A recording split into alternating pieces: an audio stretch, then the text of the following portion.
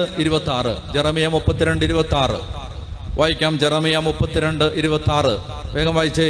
അപ്പോൾ കർത്താവ് ജെറമിയായോട് അരുളി ചെയ്തു, ഞാൻ സകല മർത്യരുടെയും ദൈവമായ കർത്താവാണ്, എനിക്ക് അസാധ്യമായി എന്തെങ്കിലും ഉണ്ടോ? മനസ്സിലായോ? ദൈവം പറയുകയാണ്, ഞാൻ സകല മർത്യരുടെയും ദൈവമായ കർത്താവാണ്, എനിക്ക് അസാധ്യമായി എന്തെങ്കിലും ഉണ്ടോ? 11 പറഞ്ഞാലോ. ഞാൻ സകല മർത്യരുടെയും ദൈവമായ കർത്താവാണ്, ഞാൻ സകല മർത്യരുടെയും ദൈവമായ കർത്താവാണ്, എനിക്ക് അസാധ്യമായി എന്തെങ്കിലും ഉണ്ടോ?